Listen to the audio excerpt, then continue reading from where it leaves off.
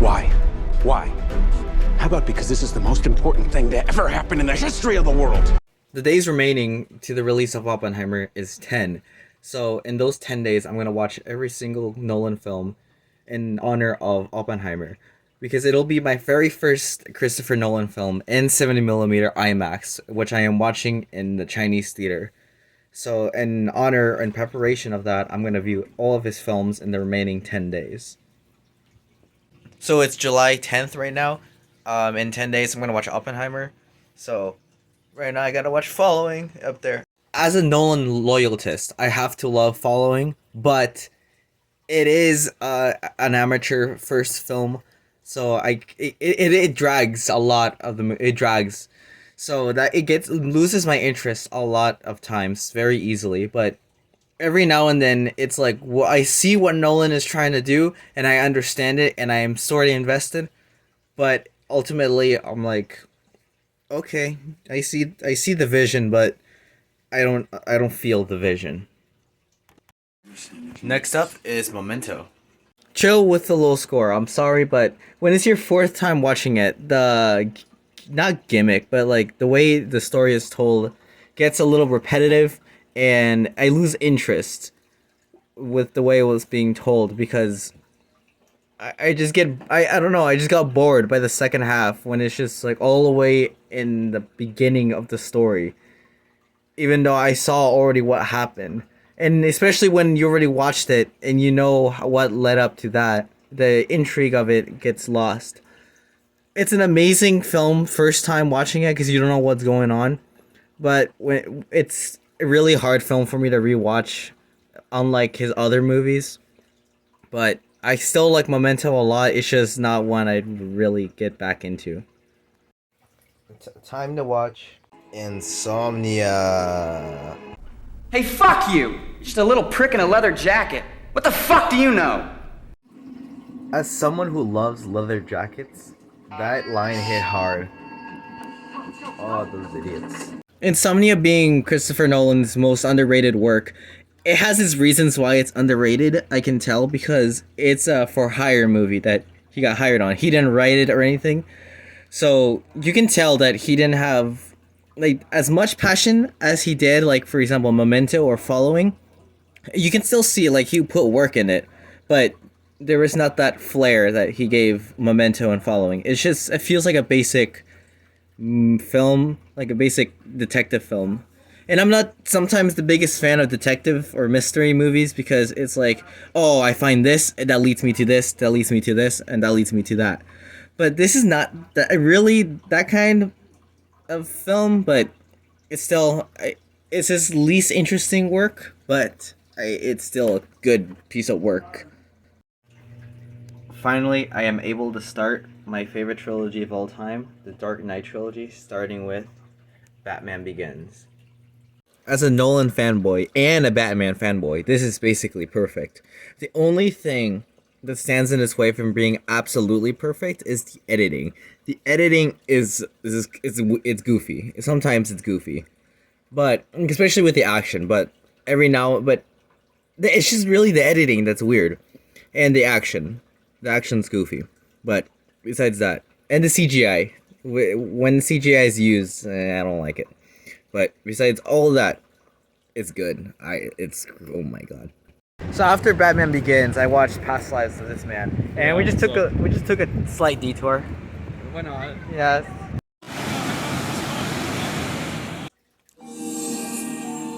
Oh my god, I forgot Touchstone was owned by Disney. That was so weird. I saw the Ratatouille trailer. Now I'm gonna watch The Prestige.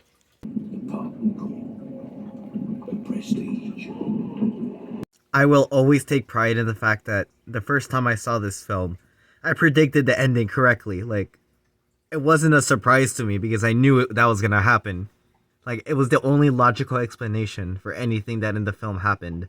And I'm like, wow, I knew it. Nothing will ever feel better than running 8 miles, getting home, taking a shower, knowing you're gonna watch The Dark Knight on the big TV in the living room on 4K. Best feeling ever. That's why we bring dogs! My little princess. Get it off! Look what you drugs did to my customers! Buyer beware. I told you my compound will take you places. I never said there'd be places you wanted to go. One of you! My little princess. Even though you're a boy, I don't care. Oh my god, boy, it's Oppenheimer. It's literally perfect. There's nothing you can say that makes it not perfect. Like, everything is perfect about it. It's my favorite film of all time. So that means it's perfect. That means it has to be the best film of all time, which it is. I forgot to do something for Inception, but yeah, this film is near perfect. It's just sometimes it's very minuscule drag scenes, but that's really it. The ending is literally one of the. I think it's Nolan's best ending he's made to a film by far.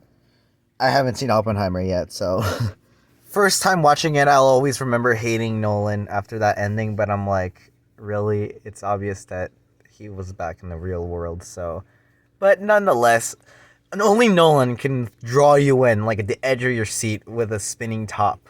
Like, who else can do that?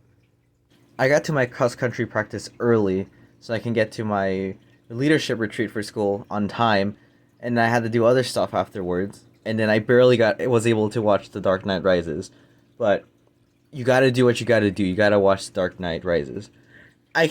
Now I see why this is easily the sloppiest Nolan movie. I think I can say the sloppiest big budget Nolan movie, but I really do not care. It's The Dark Knight Rises. It's still amazing. That's how good Nolan is. I can look over. I can barely look over the inconsistencies, but I can look over it. So I debate whether I like Batman Begins or The Dark Knight Rises more. I like them. I love them. I mean, equally, but I think I have to give it the slight edge to The Dark Knight Rises since it's more grand in scope. But yeah, it's an amazing trilogy. One of my favorite trilogy of all time. If I had to pick two trilogies, it'd be this one and the Transformers trilogy. The Last Knight and Age of Extinction do not exist. Mm-hmm. So a wormhole bends space like this, so you can take a shortcut. Whatever, stop it with that. Oh, it is really cramped.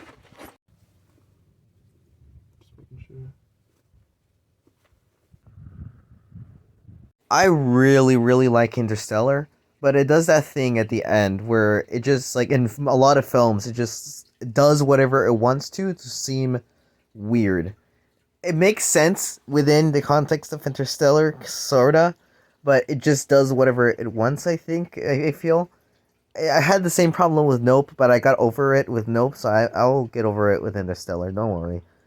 But besides that, a little too long, and some of the cuts are a little jarring, like a lot of Nolan films. But I still like this role a lot.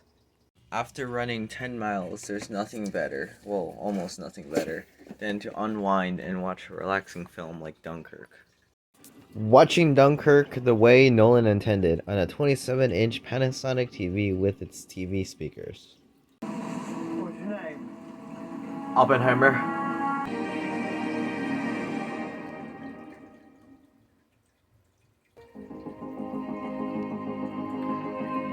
The first film I finished in one sitting. Oh my god.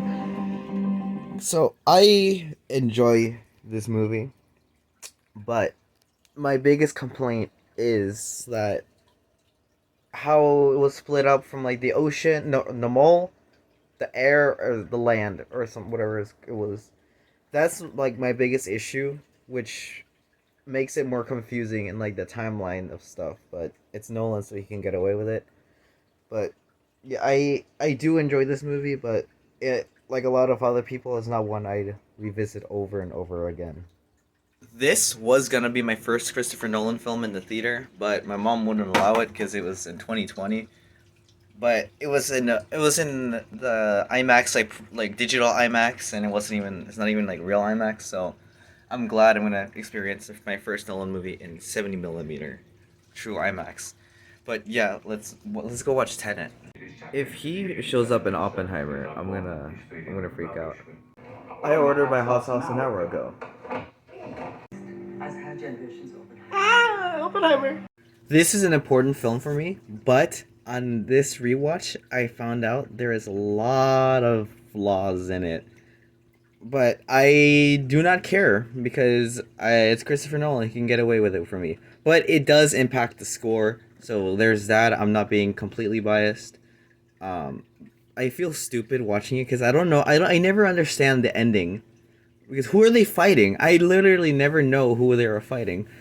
Granted, I took a quick little nap while watching it on accident because I'm really tired, and I don't want to sleep during Oppenheimer. I will not, but yeah, there's a lot of flaws with this film, but the stuff I love about it, I absolutely just like love. So I have to give it that edge. It's just the second half of the second act. I don't like it. I think it's like the most disinteresting of the whole film, but nonetheless, the ending of this film is perfect. I love the ending, but like the ending, not the final battle or whatever. Now that I saw every single Christopher Nolan film consecutively, I am ready for Oppenheimer.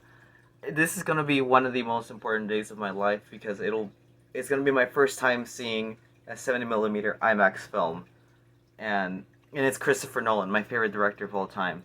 So I've been waiting for this film for exactly a year, because I saw the first teaser trailer when I was in a boat in Mexico.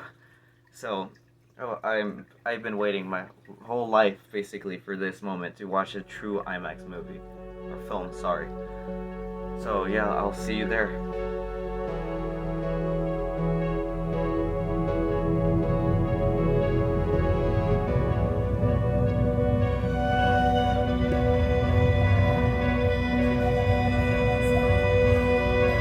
The theater is right there, and this is my last meal before I become a changed man.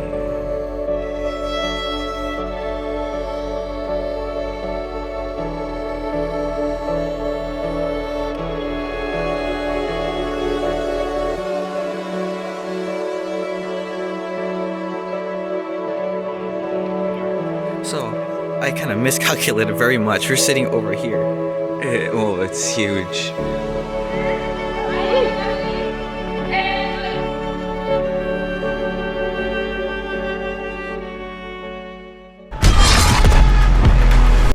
So let's discuss Oppenheimer. It was great, but I do have my fair share of issues with it, which I'll go into after I leave Walmart.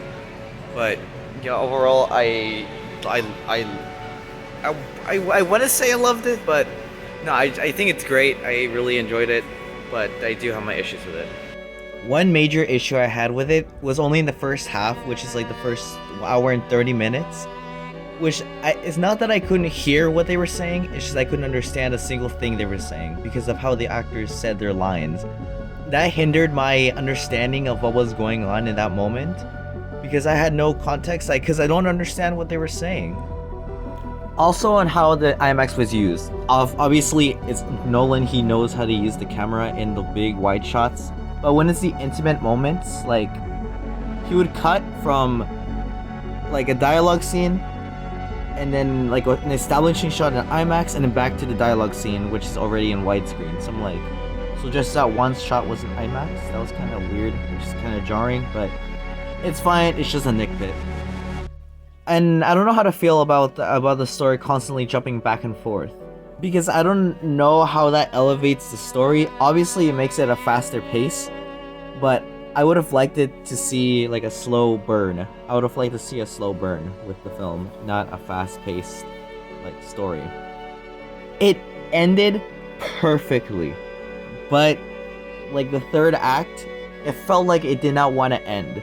It just kept on going. Plus, I don't know much about the story. I didn't get the chance to read the book, but I understand like the basic knowledge. Thank you, U.S. history, but I don't know, it just felt like it didn't want to end. It just kept on stretching it out, but it was still cool how Nolan did it. Besides that, I love this movie. I actually, no, yeah, I love this movie. This film, I'm sorry. The Trinity test, that first atomic bomb, oh, I was expecting something, but what I got made sense why they did it, and it was beautiful. I cried.